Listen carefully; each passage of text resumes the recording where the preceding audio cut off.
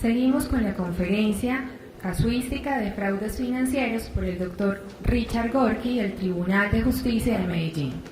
El doctor Gorky es abogado egresado de la Universidad de Antioquia, especialista en Derecho Penal de la Universidad Autónoma Latinoamericana de Medellín. Bienvenido. Buenos días, dando las gracias de antemano, de todo corazón, de manera muy sincera, por esta invitación que me hizo la Facultad de Ciencias Contables de la Universidad Unirremeto. Bueno, brevemente decía la monitora, la moderadora, yo trabajo en el área penal, soy abogado penalista desde hace 14 años, egresado de la Universidad de Antioquia. Mi especialización y mi maestría siempre han sido en penal y llevo 7 años como defensor público defendiendo victimarios en el sistema penal acusatorio regional Antioquia, en la Defensoría del Pueblo.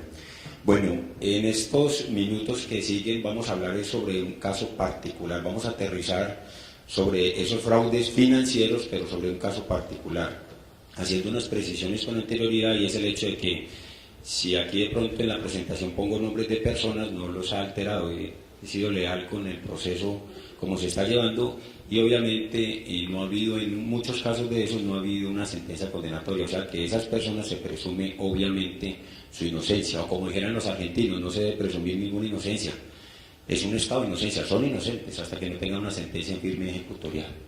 Entonces vamos a pasar de la teoría a la práctica, o sea, en los libros, en la doctrina, la dogmática, hablamos siempre de los fraudes financieros, de los cibercriminales, sobre los delitos informáticos, pero vamos a aterrizar a lo que está pasando hoy en día, lo que está pasando en nuestra geografía colombiana. Decía, si no estoy mal, decía Albert Einstein, que la teoría tarde que temprano será asesinada por la experiencia. Eso debe ser un componente entre teoría, pero no nos podemos quedar con la teoría, también hay que ir a como dicen popularmente, a la trinchera, a la práctica, realmente qué es lo que está pasando con esos fraudes financieros. Bueno, como es un hecho notorio de conocimiento público, quisiera pensar que desde que existe el sistema financiero, la delincuencia siempre ha estado detrás del sistema financiero, eso es de puro sentido común, de pura lógica, son los que manejan los grandes capitales, son supremamente importantes para la economía, eso es obviamente palmario. El sector financiero entonces siempre ha estado en el ojo del huracán de la delincuencia, siempre. Desde las películas de vaqueros vemos que atracaban los bancos, esgrimían armas de fuego. Estas son fotografías de hace años, de hace meses todavía esgrimen armas de fuego y hacen atracos a muchas entidades financieras en nuestro país, en esta ciudad, lamentablemente. Sin embargo, lo que nos convoca es que el delincuente y el modus operandi, o sea, la forma de delinquir en contra del sistema financiero ha cambiado drásticamente y ha cambiado más de lo que quisiéramos de pronto nosotros reconocer, ha cambiado totalmente y lo podemos ver en la Defensoría del Pueblo, en los casos que asumimos como abogados contractuales, como asesores de empresas, siempre nos observamos que la delincuencia pareciera ir muchas veces pasos adelante que la administración de justicia, pareciera que la mano invisible de ustedes que trabajan que se mueven o estudian en ciencias contables, esa mano invisible que hablaba Adam Smith, pareciera que en el derecho penal sí que se aplica de manera automática, pareciera que la delincuencia va primero y el ordenamiento va como detrás, tratando de compaginarse, de asimilar lo que va a la delincuencia, sobre todo en esos delitos, en la ciberdelincuencia y en los delitos informáticos.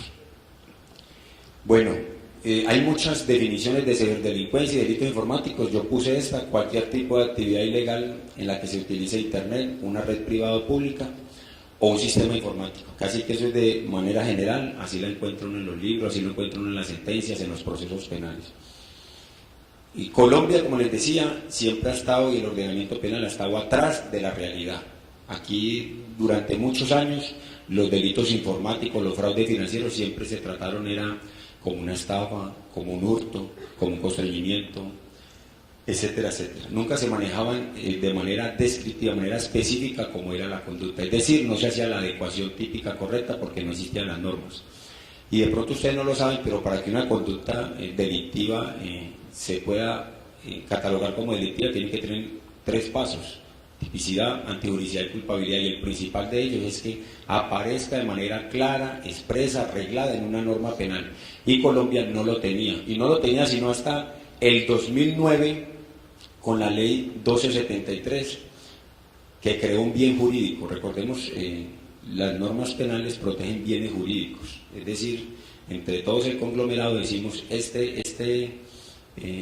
circunstancia le vamos a dar una valía en este ordenamiento, en esta geografía y en este tiempo.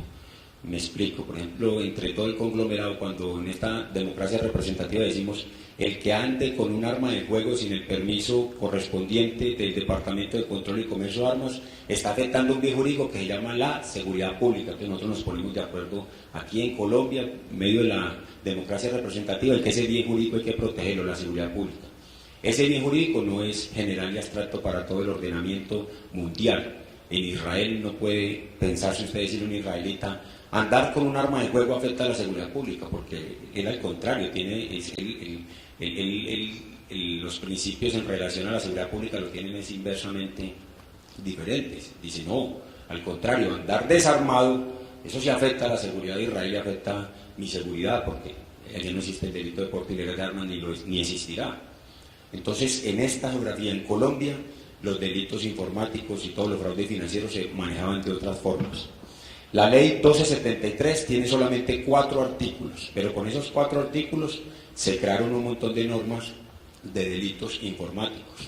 Se creó así el 269A, hurto por medios informáticos, se creó un delito muy especial que ahorita, si tenemos tiempo, vamos a tomarlo en detalle, se llama transferencia no consentida de activos. Y es como los dos compañeros sentimentales, los dos cónyuges, uno de ellos sabe la clave, la primera clave y la segunda clave de su compañero sentimental, y llega y dice, sin el consentimiento, él dice, voy a pagar mi celular, y coge y entra a un celular, tiene su IP y hace sus pagos, transfiere la tarjeta de su compañero sentimental, transfiere los fondos y paga su cuenta de celular. Eso es un delito penal, sin el consentimiento. Entonces se crearon nuevas conductas punibles, transferencia no consentida de activos, y eso puede acarrear inclusive 4 años de cárcel o más. Entonces lo que quiero significar con esto es que Colombia estaba atrasado totalmente. En el 2009 se pone a tono con el ordenamiento internacional, se pone a tono con la realidad. O sea, la realidad nos estaba superando, los bancos, el sector financiero estaba recibiendo un montón de fraudes, pero el ordenamiento jurídico iba atrás. Esta ley, como casi todas las leyes en Colombia, como casi toda la improvisación del Congreso, presenta muchas falencias, porque si ustedes no lo saben, lo van a saber cuando salgan, y recordemos que las ciencias contables también están muy ligadas a normatividad. El legislador le falta mucha técnica legislativa, le falta mucho conocimiento porque es político. Entonces, por eso está ese control de constitucionalidad que hace la Corte Constitucional, porque saca normas muchas veces como en una panadería sacar pan y las tira a la calle para que los ciudadanos las acatemos, pero no ve su verdadera aplicabilidad. Ejemplo de eso encontramos muchos, pero en esta ley que estábamos haciendo alusión de la de los delitos informáticos se presentaron muchos inconvenientes. Uno, hay un artículo en el Código Penal que es el artículo 269 y dice: todos los delitos que afecten el patrimonio económico, si el victimario indemniza integralmente a la víctima, tendrá una rebaja hasta de la mitad. Eso es de puro sentido común, eso no es un festín de regalos, eso es traído de ordenamientos foráneos y tiene su lógica. Si yo le afecto a una persona, le sustraigo de su patrimonio, de su esfera de dominio, 1 millón de pesos, hombre, ¿qué más quiere la víctima que el 1 millón de pesos? Pues si yo retribuyo ese 1 millón de pesos, el ordenamiento me dice, me puede rebajar hasta la mitad de la pena. Eso es de puro sentido común. Pero el legislador, por la falta de técnica, en ese artículo 69 decía, en los artículos anteriores, entonces decía, en los artículos anteriores, quien indemnice integralmente a la víctima tendrá una rebaja hasta la mitad. Y resulta que nuestro sabio legislador, cuando creó la ley en el 2009, la creó no anterior, sino la puso después. Entonces el 269 decía con los delitos anteriores, y la ley de delitos informáticos, la 257, creó el 269A y lo puso después del 269. 269B, 269D, 269H y fue hasta la J. Entonces, si en el caso hipotético que les estoy diciendo, no el que vamos a analizar a profundidad, sino el de los compañeros sentimentales, llega el cónyuge y sin el consentimiento de su compañero de toda la vida y paga los celulares y comete el delito de transferencia no consentida de activo y dice, hombre, pues yo no quiero asumir un proceso penal, yo no quiero tener una sentencia condenatoria, etcétera, etcétera. Yo cuánto pagué de celular, pagué 880.000 pesos, le voy a pagar los 880.000 pesos, le voy a pagar inclusive, como es indemnización integral, lo que se gastó usted en el abogado si se pagó abogado, o lo que pagó usted poniendo la denuncia o ampliando la denuncia. Paga 1 millón de pesos y tiene derecho a la mitad de la rebaja. Eso era claro. Pero como el 269J, transferencia no consentida de activos, queda después, entonces si usted ve la literalidad del 269, dice los delitos anteriores, y el legislador lo puso fue posterior. Entonces los jueces, en esa interpretación exegética, es decir, fría, insensible de la ley, decían, no, la norma es muy clara, dice 269, delitos anteriores, y este queda posterior, inclusive fuera en otro capítulo, entonces no tiene rebaja, puede pagar todo el dinero que quiera y no le vamos a rebajar un día de esa pena. Entonces el legislador comenzó a traer problemas, le soltaba normas que no tenían coherencia a la comunidad, y tuvo que solucionar eso la Corte Suprema en el caso específico que les estoy diciendo, les estoy mandando el radicado en la sentencia 42724 de 2015, oígase bien. La ley sale en el 2009, y entonces estamos hablando de 6 años de problemas inconvenientes por un pequeño detalle. Ese no es el solo problema que traía esa ley, traía muchos. Así, la transferencia no consentida de activos, con el 269, cogiendo el mismo caso hipotético, no estaba claro si ese consentimiento podía ser ese no consentimiento podía ser entre personas que tuvieran una relación íntima o si tuvieran una relación de subordinada. No lo explicó ni la jurisprudencia, no lo explicó ni el legislador. Entonces todo eso se fue resolviendo a punta de jurisprudencias, a punta de golpes. Mucha gente se fue habiendo indemnizado a las víctimas, se fue sin rebaja de un solo día para la cárcel, porque el legislador colocó después esas normas, nuestro sabio legislador. Bueno, posteriormente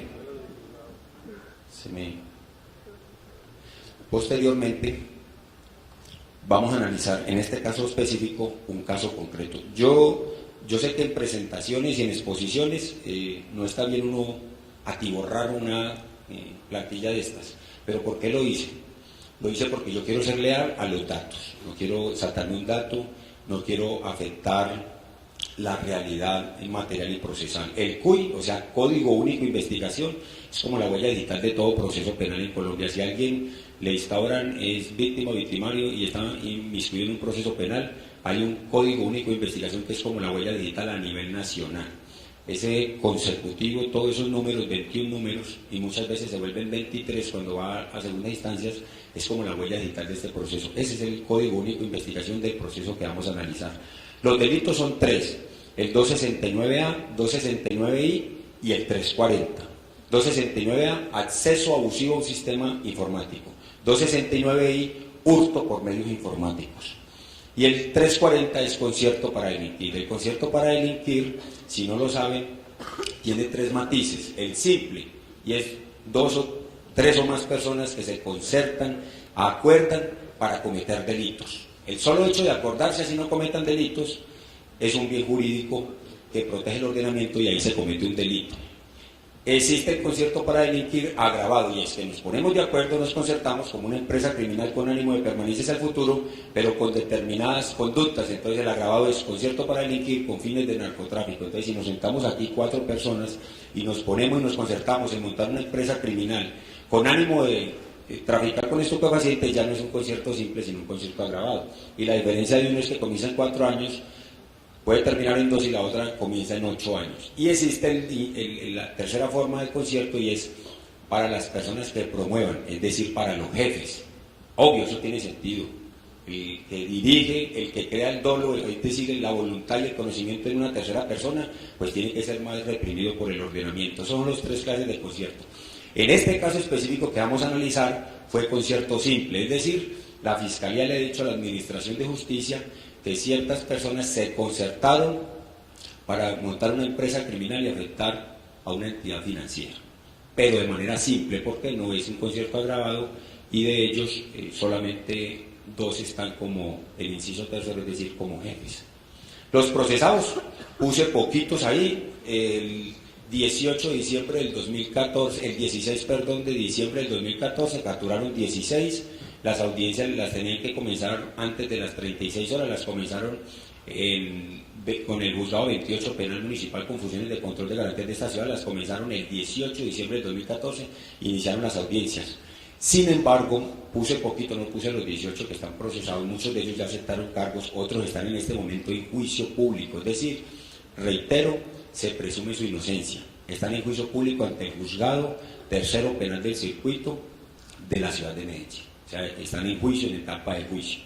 Pero, quiero hacer la salvedad, procesados. La Fiscalía, en esa investigación que lleva durante muchos años, ha logrado determinar que en participación, en este caso concreto, participaron alrededor de 250 personas.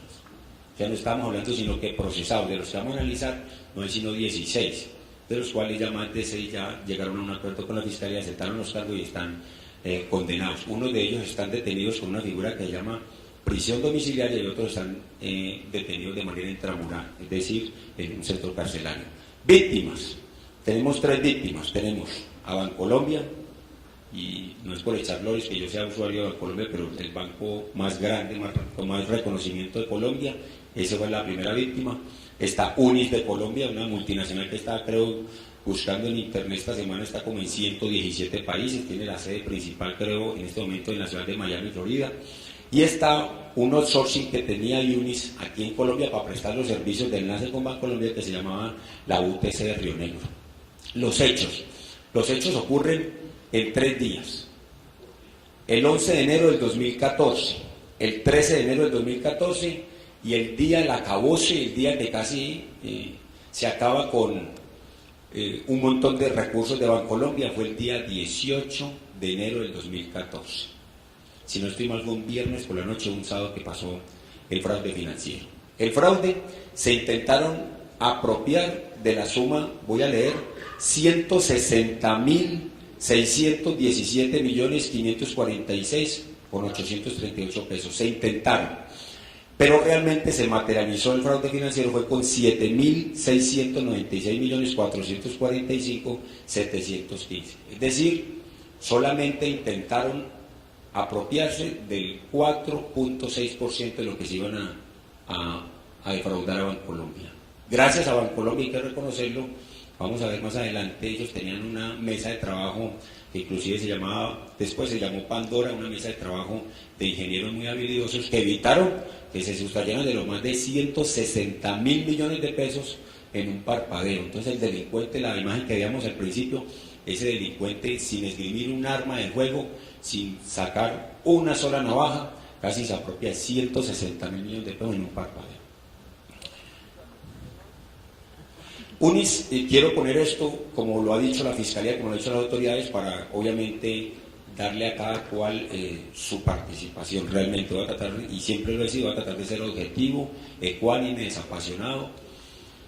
Unis de Colombia, ¿qué relación tenía con Bancolombia? Voy a leerlo para que se sepa bien con qué claridad qué participación y qué función tiene Unis con Bancolombia y con la UTC de Río Negro. Mundial de Tecnología de la Información, diseña, construye y gestiona entornos de misión crítica tanto para empresas comerciales como instituciones gubernamentales. Lo hace por medio del outsourcing, teniendo varias filiales en el país. Una de ellas es UTC Río Negro, o sea que UTC Río Negro era una filial de la multinacional Unis. Apoyó a Bancolombia en el soporte técnico, virtual y presencial a clientes internos y externos. Tenía una mesa de ayuda y soporte técnico pudiendo hacer desbloqueos de usuarios y cambios de clave. Usuarios que tienen credenciales en el dominio de Bancolombia. Unis cuenta con varios empleados dedicados exclusivamente para ello. Esos funcionarios tienen la necesidad y obviamente la posibilidad de acceder a la plataforma de Bancolombia para poder cumplir con su labor. Esto, ¿por qué lo leí? Haciéndole un atentado a ese principio de la oralidad que nos rige hoy en día la Administración de Justicia.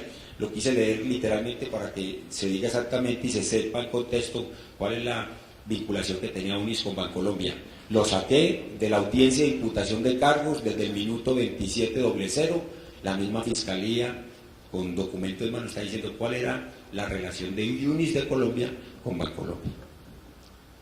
Bueno, el 16, óigase bien, recordemos las fechas. El 11 de enero del 2014 sucede el primer fraude de las mismas personas. El 13 es el segundo intento, y segundo intento entre comillas, porque sí se lograron apropiar, pero no de tantos millones. Pero el día más importante fue el 18 de enero del 2014. 18 de enero del 2014.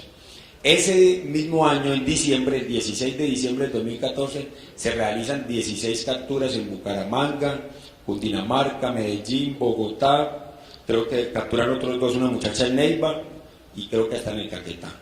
Esas 16 capturas de un solo proceso, todos vinculados. Esas audiencias las hacen, como le estaba diciendo, en la ciudad de Medellín, porque desde aquí estaba haciendo una estructura de apoyo muy diligente de la Fiscalía, estaba haciendo esa investigación por ese fraude financiero. Los medios de comunicación, de manera equivocada, sacaron la noticia que eran los 16 hackers, y vamos a ver, no eran hackers. De los 16 no eran hackers. Eso es otro tipo de modus operandi, pero eso no eran hackers, eran personas de pie, muchos de ellos medianamente manejaban el sistema operacional Word, medianamente muchos de ellos sabían prender un computador. No eran los medios de comunicación que dijeron que eran 16 hackers, y realmente los 16 no tenían los conocimientos avanzados en tecnología que se requerían para un fraude de esta magnitud. El Universal, bueno, pasemos por favor. ¿Cuál es el modus operandi? Vamos a aterrizar para no complicarlos con temas de informática forense. Yo traté de reducir exactamente cuál fue el modus operandi. El modus operandi, el método utilizado se llama insuflaron las cuentas. Insuflar. ¿Y qué es? De cosa elemental, es si usted tiene 30 pesos, agreguémosle ceros.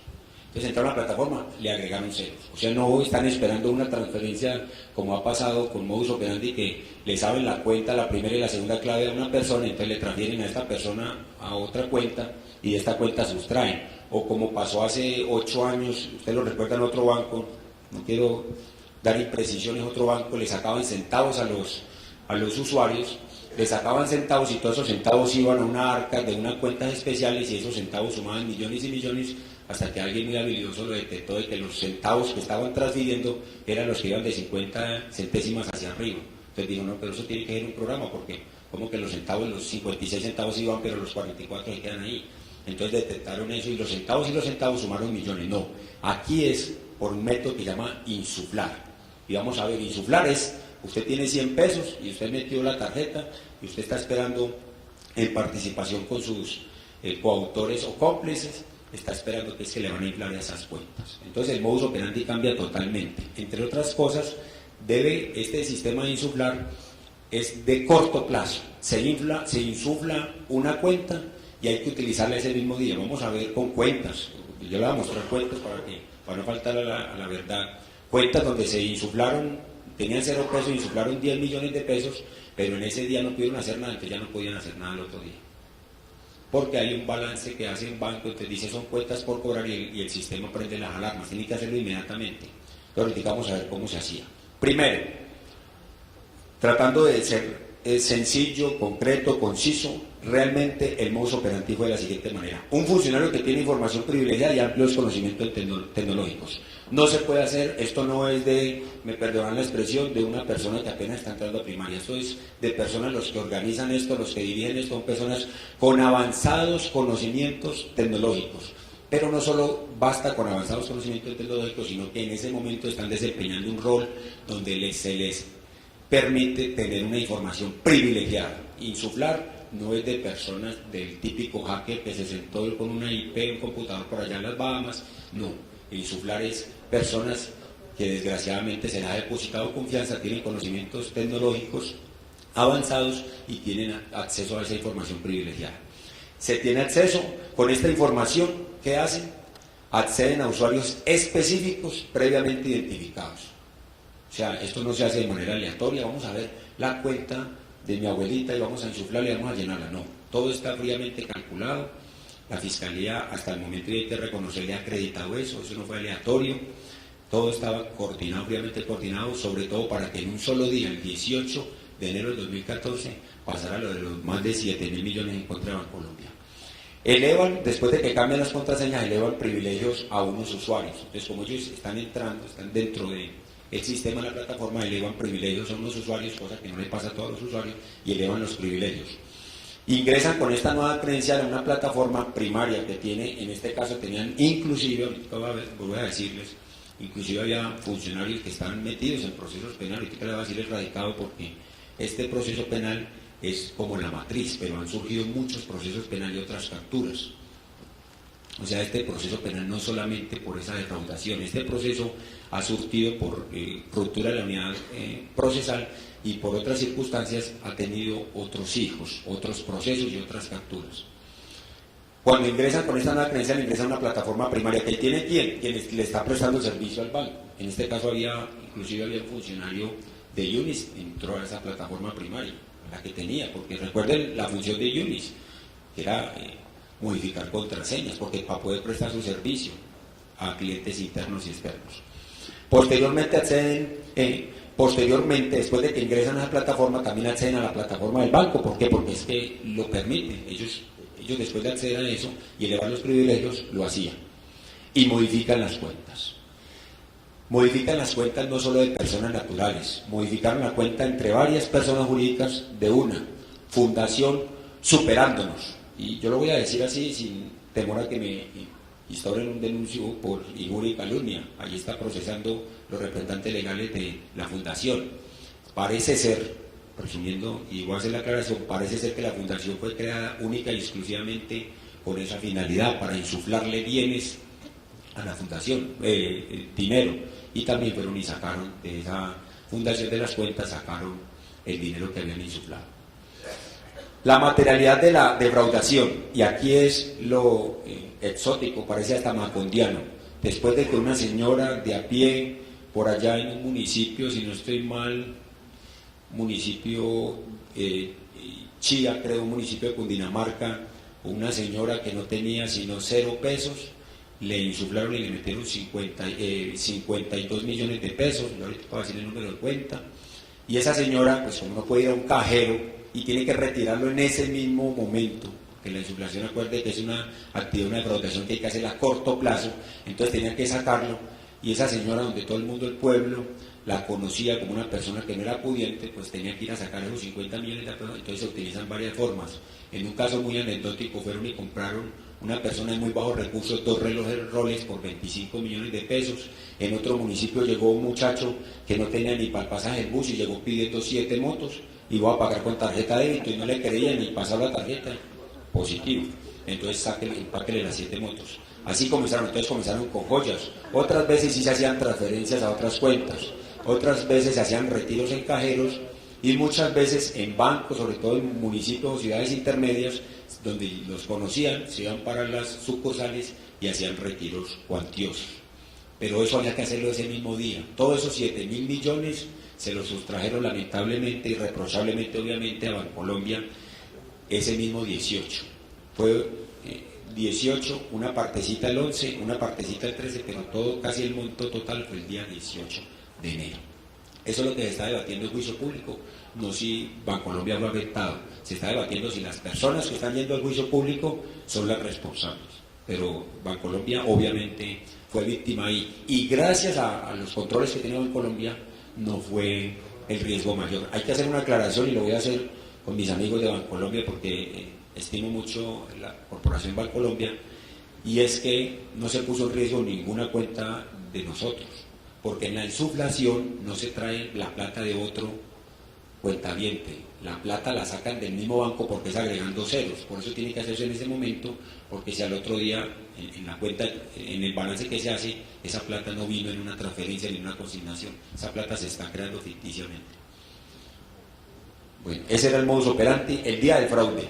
Vamos a ver rápidamente cómo fueron. No vamos a analizar obviamente aquí todas las cuentas. Fueron manipuladas. En total participaron 250 personas, capturaron el 18-16 y se manipularon 356 cuentas, pero manipuladas las cuentas fueron 359, porque las 356, 3 de esas cuentas de las 356 se manipularon 2 veces, entonces había que agregarle 3 más, entonces realmente las manipulaciones de cuentas fueron 359 veces en 356 cuentas.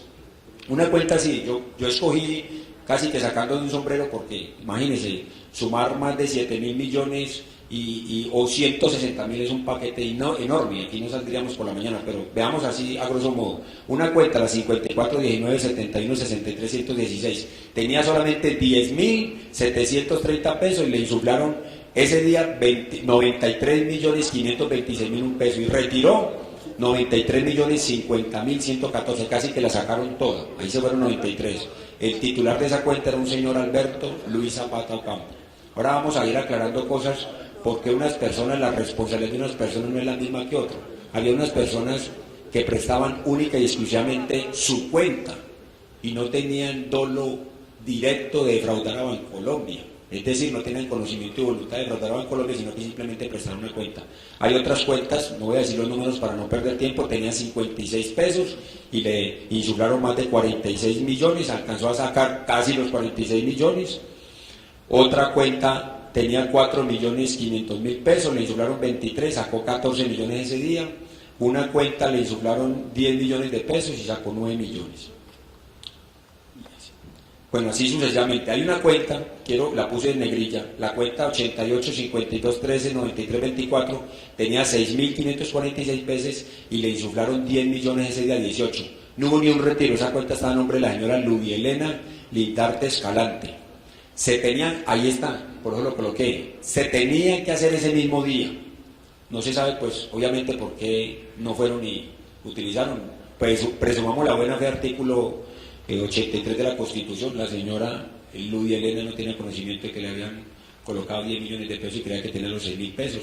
No se utilizaron esos 10 millones de pesos. Entonces, ¿por qué no se podían utilizar? Y ustedes preguntan, bueno, ¿y por qué no lo hicieron ese fraude millonario a esa escala? ¿Por qué no lo hicieron el 19? Porque al otro día ya no se podía. El sistema de alarmas de Bancolombia ya no lo permitía. O sea, hacía inmediatamente o no lo permitía. Inclusive, reitero, no lo pudieron hacer con los 160.000 millones ese mismo día 18. Síntesis de fraude, aquí están las estadísticas con pesos.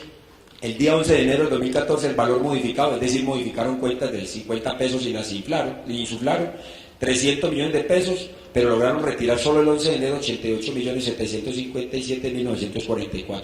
El 13 de enero del 2014 modificaron 10.447.725 pesos, pero no lograron retirar sino 420.661.585. Y el día más crítico, reitero, el día 18 de enero del 2014, se modifican 319 cuentas, sumados a la otra son 356 cuentas, para un total modificado de 141.869.821.838 pesos. Retiraron los 7.187.026.186, modificaron en 2 oportunidades 3 cuentas, entonces eran 359 cuentas, y realmente 356, pero modificadas eran 359. Se intentaron apropiar, y aquí está la suma correcta, 160.617.546.838 pesos. Un solo día se materializó el fraude, ahí están los 7.000. Bueno, la Fiscalía General de la Nación obviamente hace un trabajo muy profesional, pero como aquí se trata también de uno ser crítico. Por ejemplo, y eso les digo yo, por ejemplo, a mis estudiantes, les digo yo, la inteligencia, por ejemplo, nosotros que formamos abogados en la Unirremito, nosotros siempre le recalcamos a los estudiantes, no es aprenderse esto como un loro, no es aprender este libreto automáticamente, sino aprendes a pensar. La inteligencia de un abogado no está en construir argumentos muy bonitos, sino en entender problemas. Eso es simple algo, aprende a entender problemas. Puro sentido común en su máxima expresión. ¿Qué pasa? En ese orden de ideas, pues yo no puedo decir aquí que estoy de acuerdo con una cosa o estoy de acuerdo con otra. Uno siempre tiene que tener posición particular. Yo le he hecho seguimiento a este caso desde hace mucho tiempo y considero que ha habido muchos errores, de buena fe obviamente. Un error que creo yo, salvo mejor criterio, porque todavía no se ha definido ni siquiera una sentencia absolutoria condenatoria, es que la Fiscalía inicialmente en la imputación de cargos coge a todas las personas que estaban capturados y las mete en el mismo costal en su participación. Y ella de manera teórica dice, hay unos que son líderes, los que tienen avances tecnológicos. Pensemos en eso, los ingenieros, hay muchos ingenieros privados de la libertad por cuenta de este proceso, ingenieros, profesionales, personas que han tenido con mucho reconocimiento con empresas, etcétera, etcétera.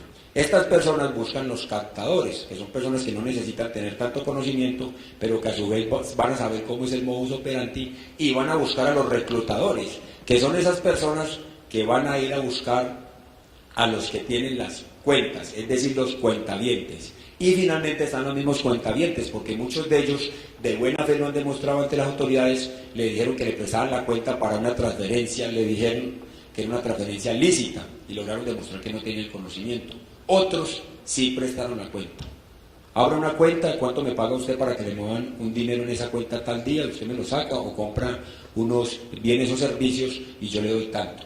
Entonces eran las 4 formas de participación. Entonces considero yo que aquí hubo una equivocada, con todo el respeto de la Fiscalía, una equivocada falta de adecuación típica desde el principio. Con unos, no con todos, yo digo es con unos. Las audiencias concentradas, no es que sean concentradas porque todos se concentran en hacer las audiencias, son concentradas porque son una audiencia de legalización de captura, seguidamente la audiencia de imputación de cargos y posteriormente, si la Fiscalía lo desea y la Judicatura le va a instaurar una medida de imposición de medida de aseguramiento, es decir, no importa que usted acepte o no acepte cargos, mientras se resuelve todo, lo vamos a privar de su derecho a la libertad. Las audiencias concentradas se hacen por los delitos que ya había especificado anteriormente y la Fiscalía imputa con la modalidad dolosa. ¿Qué es dolosa? Dolosa es el que tiene conocimiento y voluntad de cometer un delito, lo que en la calle habla la gente del común. Ah, esa persona tuvo la culpa. No, esa culpa en el derecho penal no tiene nada que ver. La culpa en el derecho penal es la violación al deber objetivo de cuidado, o sea, el que se sube de manera, con un alicoramiento, un ebrio, que se sube a un vehículo y no tiene cuidado y sabe que ese vehículo es un arma de 10 toneladas, eso es culpa, violación al deber objetivo de cuidado. Pero eso que la gente llama el común, que no tiene conocimientos en derecho penal, que llaman, él tuvo la culpa, eso en el derecho penal se llama dolo, es decir, conocimiento y voluntad, un elemento volitivo y cognoscitivo. Resulta que la Fiscalía dice, claro, todos son modalidad doloso, todos sabían. Entonces está contradiciendo en cierta manera con su propia exposición cuando dice, no, estos tenían esta participación, estos otros, estos otra. Y resulta que les imputa a unos coautores determinadores. Determinadores para que, coautores es dividirse la participación de la comisión de un delito con otra persona, es decir, un acuerdo común donde dice, usted se encarga de sacar el arma y yo me encargo de esculcarle los bolsillos a la persona. Somos coautores de un delito de hurto. Pero cuando se habla de determinadores, es lo que los periodistas comúnmente hablan de manera equivocada, lo que llaman el autor intelectual. Y autor intelectual en el derecho penal eso no existe en ninguna parte. Aquí no existe el autor intelectual, no aparece ni en el Código Penal, ni en el Código de Procedimiento Penal, ni en ninguna norma nacional extranjera, eso no existe. El autor intelectual se llama determinador, quien crea el dolo en otra persona, quien le dice a otra persona, acabe con la vida de fulano, creo el dolo en una persona. Y resulta que la Fiscalía imputa para varios de ellos coautores determinadores. Entonces, ahí creo yo que va a haber un problema, creo yo, con la experiencia que tengo, que va a haber un problema ya en el juicio público, porque la adecuación típica liga, amarra al funcionario y no puede estar modificando los hechos hasta el juicio público. Es decir, puede modificar, aclarar, corregir ciertas circunstancias jurídicas que se derivan de la situación fáctica, pero los hechos, o sea, la situación fáctica, queda incólume, no se puede modificar. Entonces, como quedaron los hechos y como le imputaron el 18 de enero del 2014 a esos muchachos, a los que están en juicio público, así se tiene que ir esa situación fáctica, no lo puede variar. Entonces, considero que va a haber un problema en el juicio público en relación a que la adecuación típica, ahora en juicio público, no va a ser como, creo yo, salvo mejor criterio, como la Fiscalía lo había planteado inicialmente. Las formas de participación las puede usted encontrar en el artículo 29 y 30. El concierto para delinquir creo yo que fue otro error de la Fiscalía que se comete, porque apareja el hecho de que son muchas personas cometiendo un delito y cree que eso es una empresa criminal, y es muy diferente. Una cosa es la coparticipación y otra cosa el concierto para delinquir. La coparticipación es, todos en esta sala de audiencia nos pusimos de acuerdo, en vez de estar instruyéndonos, estar recibiendo alguna capacitación, vamos a cometer delitos con ánimo de permanencia hacia el futuro. Eso es un concierto. Pero si nos vamos a distribuir, vamos a cometer un delito, usted se está de campanero, usted habla con el vigilante, usted habla con... Eso es una coautoría, dividimos las funciones. Y yo creo que la Fiscalía también en ese sentido creyó que porque el sistema y el modus operandi era muy complejo, era un concierto. Y yo creo que no era un concierto. Vamos a ver a quién le da la razón el tiempo. Yo creo que no era un concierto, era un concurso homogéneo, muy sofisticado, pero no era una empresa criminal. El que tenía la tarjeta no le dijeron, no se preocupe que vamos a seguir de aquí hasta 10 años y después de Bancolombia seguimos con Banco Bogotá, después con otro banco, no. Era una distribución de tareas para cada uno, salvo mejor criterio, esa es mi posición. Muchos ya aceptaron cargos, reitero, ya llegaron. De este proceso, como dije, se derivan muchos. Voy a decir, aquí hay uno, y este es muy particular. Voy a decir los datos bien de este. En este proceso hay un ciudadano funcionario de UNIS, que trabajaba en UNIS, pero realmente era funcionario de UTC Río Negro. Este funcionario se le deposita obviamente la confianza y él pertenece obviamente a la outsourcing, pertenece a UNIS de Colombia. Este ciudadano supuestamente, según la Fiscalía, desbloquea y le asigna una nueva clave a un usuario que estaba siendo investigado por el desfalco de los 7.000 millones. Entonces él hace posteriormente, el 18 de noviembre del 2015, hace lo mismo que hicieron supuestamente los anteriores. Entonces este ciudadano se fue para una audiencia de control de garantías exactamente el día 19 de noviembre del 2015 ante el juzgado 32 penal municipal. Se vino no porque lo citaron, lo capturaron, un ingeniero de sistemas, lo capturaron. Y resulta que aquí pasa algo único, exótico, que no pasa en Colombia. Él llegó y aceptó los cargos y la Fiscalía en ese acto de comunicación le dice, mire, yo tengo todos estos medios de convicción para que me entiendan pruebas de que lo muestren a usted, de que usted participó, modificó una esclava y nosotros estamos investigando el desfalco de 7.000 millones que pasó ahora el 18 de enero pasado y usted está haciendo lo mismo, inclusive con un usuario que ya lo tenemos entre CEA y SEA. Entonces aquí no hay nada que hacer. Entonces, como él le ofrecieron una rebaja de penas hasta del 50%, él aceptó los cargos. Él tenía una abogada en ese momento, en esa audiencia, ante el juez de control de garantía, una abogada que muy loable, mucha función, era familiar inclusive de él, con mucho ánimo, pero no tenía experiencia en penal, no tenía experiencia en penal como me lo ha reconocido ella. Yo le he hecho seguimiento a varios casos que se han surgido de esta matriz, y ella me dice, no, yo he trabajado en civil, me decía un cardiólogo abriéndole el cerebro a una persona, eso es totalmente diferente. Entonces era una profesional en derecho civil y se metió en una cosa de penal que es supremamente técnico. Él aceptó los cargos, y después de aceptar los cargos, pues obviamente se fue con prisión domiciliaria y después seguía una audiencia que era la verificación de la aceptación de cargos y la imposición de la sentencia. Resulta que en ese interregno, él estando en su casa, estaba en Río Negro, alguien lo asesoró y le dijo, ¿usted por qué aceptó los cargos? Ah, ¿por qué? Porque me iban a dar hasta 50, además me iban a dar la prisión domiciliaria, yo no me quería ir para Bellavista, hombre, de Bellavista a mi casa, pues son dos mundos totalmente diferentes, yo acepté los cargos. Y un abogado llegó y lo asesoró y le dijo, no, hombre, es que usted no tiene por qué aceptar los cargos. Esa conclusión que tiene la Fiscalía de que usted participó no es tan nítida como se le hicieron ver. Cuando vaya usted a la audiencia de verificación de aceptación de cargos, usted se echa para atrás, usted no acepte los cargos. O sea, usted se retracta. Resulta que cuando él vino ya para recibir la sentencia condenatoria, pues consiguió otro abogado, ya cambió a su familiar, consiguió un abogado que sí sabía de derecho penal, y el abogado, amparado en un fallo de la Corte Suprema de Justicia de la doctora María Rosario González Muñoz, levantó la mano y dijo que se iba a retractar de los cargos y que se iba a ir para juicio público. El juez dijo que no, el juez dijo no, esto no es una decisión que usted se pueda echar para atrás, una decisión personalísima y retractable. Entonces dijo, entonces apelo, y apeló, y el juzgado 11 penal del circuito, ahorita en junio del 2016, le dio la razón al ingeniero, que no quiero decir el nombre, porque la presunción de inocencia también tiene cabida en estos escenarios. Y le dijo, está bien, él dice que va a echar para atrás esa decisión de aceptar los cargos y entonces así esa decisión haya sido irretractable, en este caso no, y que se vaya para juicio público, y va para juicio público. Entonces, ¿qué pasa?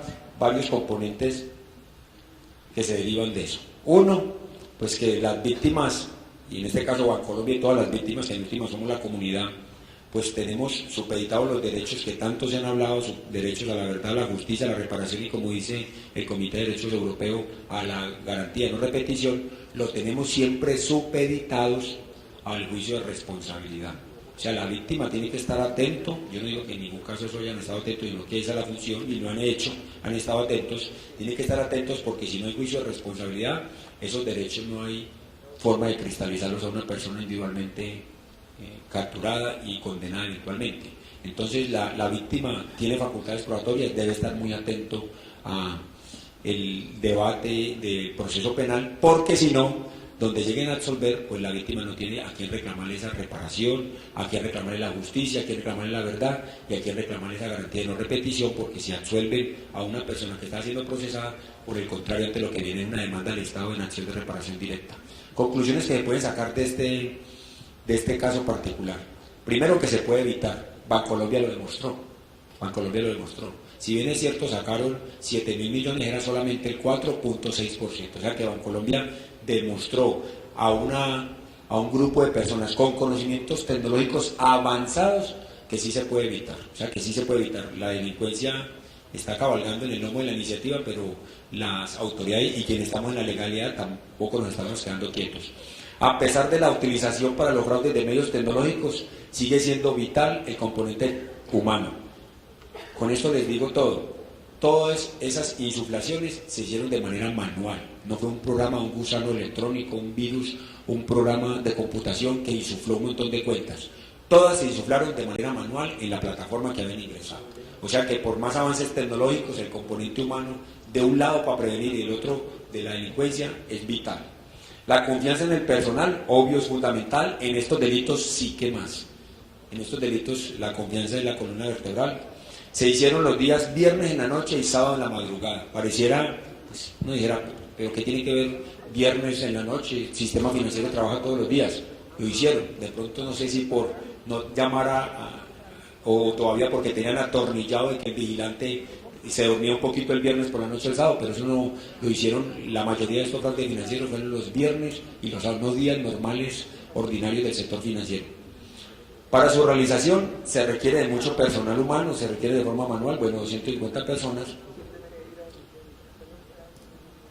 Solo se pueden realizar los fraudes con la participación personal de alguien que labora dentro. O sea que ahí está concatenado lo de la confianza de las personas. Es decir, hombre, la fragilidad del sector financiero puede estar en el punto, es en el personal humano, porque tuvieron que utilizar personas que estaban de cierta manera con esa información privilegiada.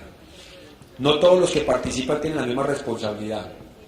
Eso es vital, hay que entenderlo. No podemos meterlos a todos en el mismo costal. No todos, inclusive se ha logrado acreditar, sabían el mismo modus operandi. Muchas personas que recibieron plata, que fueron y compraron joyas, no tenían la dimensión de dónde venía ese dinero. No tenían la más mínima idea. ¿Cómo se concluye eso? Basta con ver ustedes la hoja de vida de esas personas. No habían pasado por una escuela, no tenían la posibilidad de decirle que era insuflar, qué sistema se estaba haciendo ese día, que las cuentas, esa plata no estaba saliendo realmente de otras cuentas, ni en una transferencia. Los derechos de las víctimas están supeditados a múltiples variables, eso hay que tener cuidado. La víctima tiene facultades probatorias, lo ha dicho la Corte reiteradamente, entre otros fallos en la sentencia C-209 del 2007, la víctima no tiene por qué quedarse con los brazos cruzados, puede llegar a la autoridad y decir, hombre, aquí tenemos investigadores privados, falta hacer esto, falta recolectar aquello, incorporar aquello, oficiar, eso lo puede hacer en el ordenamiento actual colombiano. Siempre será mejor, como conclusión final, siempre será mejor prevenir que solucionar un problema de esta magnitud, sobre todo de esta magnitud, Bueno, y la última, mil gracias por todo, haciéndole la aclaración que esta página en esta semana está desmontada, la otra semana vuelve otra vez, porque de ahí bajamos en la defensoría, o este apartado bajan muchas jurisprudencias. La otra semana vuelvo a activar la página www.richardgorky.com y encuentro documentos y ensayos que he hecho de mi autoría. Muchas gracias a todos. ¿Alguna pregunta?